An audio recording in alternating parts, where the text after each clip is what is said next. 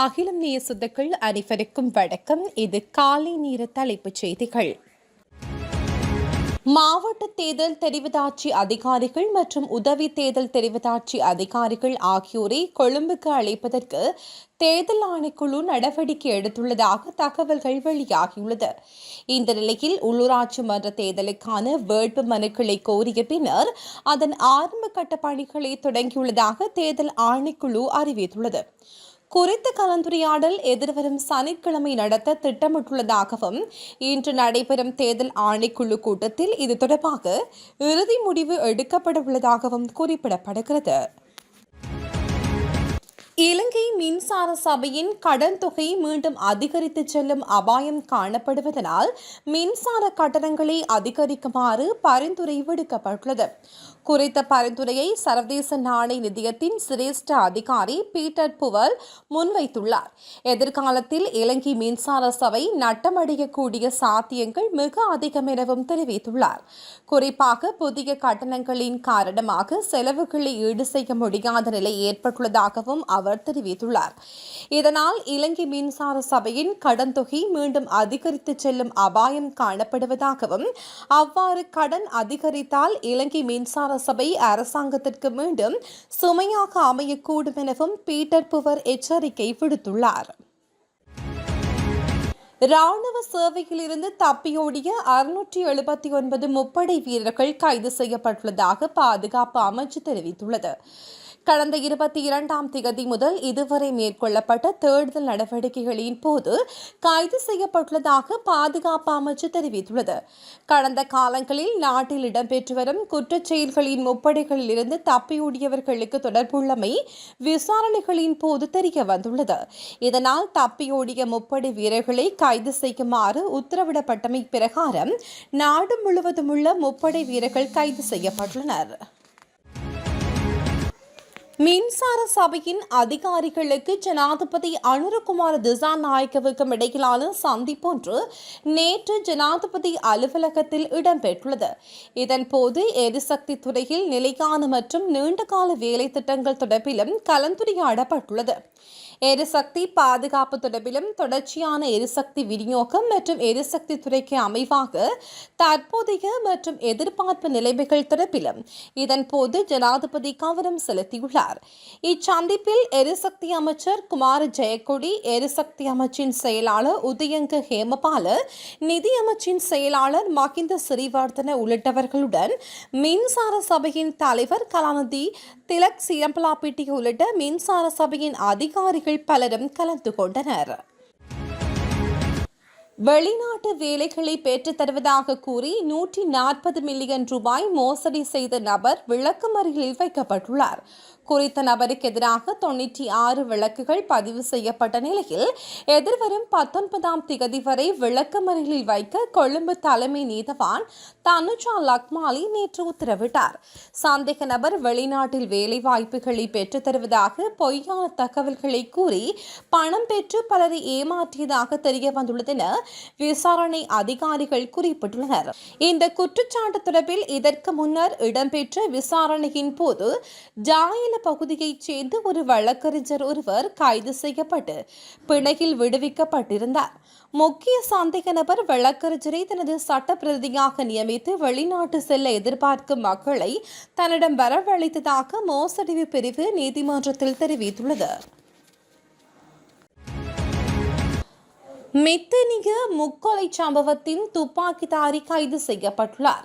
வீரகட்டிய பகுதியைச் சேர்ந்த கச்சா என அழைக்கப்படும் அருண விதான கமக்கி மற்றும் அவரது 8 வயது மகள் 9 வயது மகன் ஆகியோர் துப்பாக்கிச் சூட்டுக்கு இலக்காகி பலியாகினர். வீரக்கொடி மித்தனிக பகுதியில் உந்துருளியில் பயணித்துக் கொண்டிருந்த போதே இந்த துப்பாக்கிச் சூடு நடத்தப்பட்டுள்ளது. உந்துருளியில் பயணித்த அடையாளம் தெரியாத இருவர் இந்த துப்பாக்கிச் சூட்டு சம்பவத்தை நடத்தியுள்ளதாக தெரிவிக்கப்படுகிறது. இந்த துப்பாக்கிச் சூட்டு சம்பவம் தொடர்பில் இதுவரை 8 கைது செய்யப்பட்டுள்ளனர். கொம்பனி தெருவில் தொடருந்து நிலையத்திற்கு அருகே தொடருந்து ஒன்று தடம் புரண்டதால் பல தொடருந்து சேவைகள் பாதிக்கப்பட்டுள்ளன.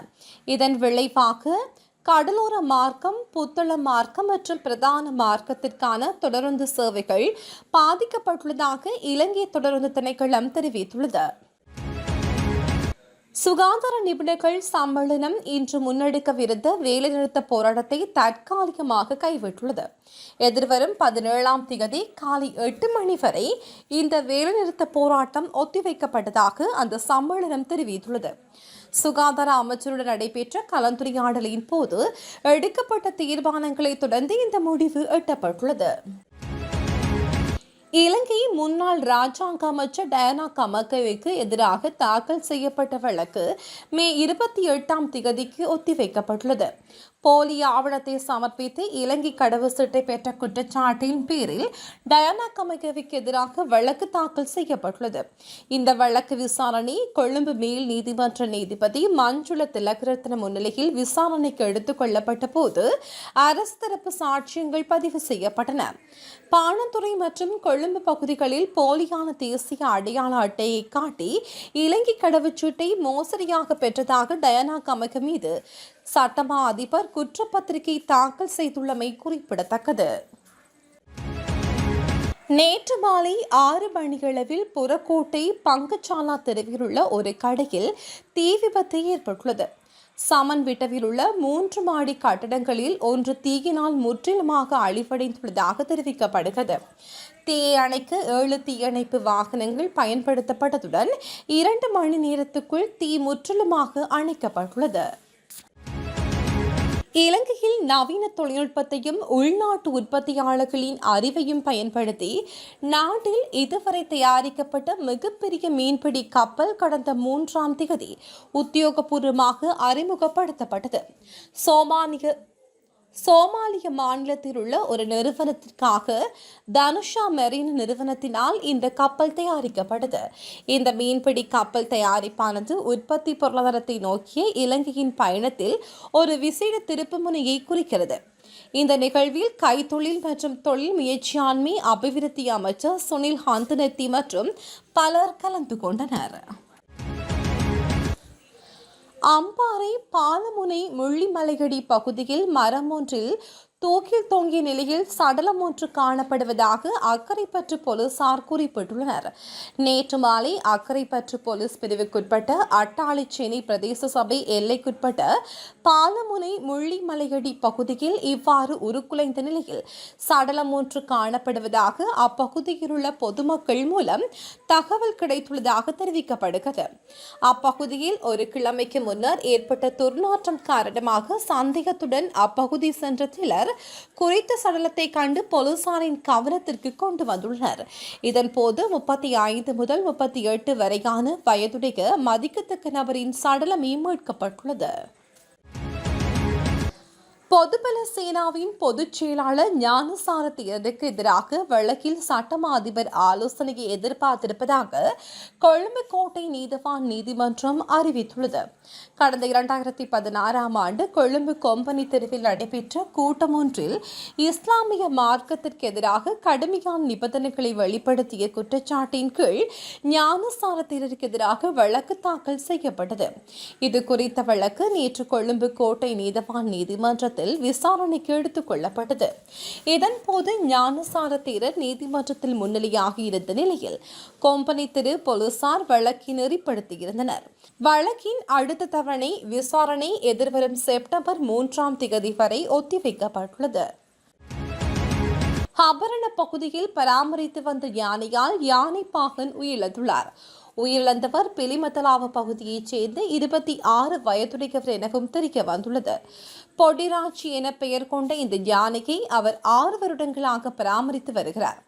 நேற்று மதியம் ஹபரண பகுதியில் உள்ள யானை குளிக்கும் இடத்தில் அவர் குளித்துக் கொண்டிருந்த போது யானையால் தாக்கப்பட்டு கொல்லப்பட்டதாக தெரிவிக்கப்படுகின்ற சம்பவம் தொடர்பில் ஹபரணி காவல்துறையினர் விசாரணைகளை மேற்கொண்டு வருகின்றனர். சடலம் தம்புள்ளை வைத்தியசாலையில் பிரேத அறையில் வைக்கப்பட்டுள்ளதாக தெரிவிக்கப்படுகிறது.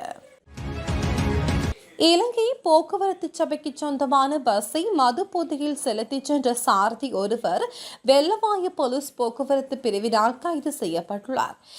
வெள்ளவாய போலீஸ் போக்குவரத்து பிரிவினால் மேற்கொள்ளப்பட்ட சோதனை நடவடிக்கையின் போதே சாரதி கைது செய்யப்பட்டுள்ளார். இதன்போது தனமல் வில பகுதியிலிருந்து பதுளை நோக்கி பயணித்த இலங்கை போக்குவரத்து சபைக்கு சொந்தமான பஸ்ஸின் சாரதியை கைது செய்யப்பட்டுள்ளார். அகிலம் மாற்றத்திற்கான மக்கள் குரல். இந்த வீடியோ பிடிச்சிருந்தா லைக் பண்ணுங்க, கமெண்ட் பண்ணுங்க, ஷேர் பண்ணுங்க. மறக்காம கீழே இருக்க பெல் ஐகானை கிளிக் பண்ணுங்க.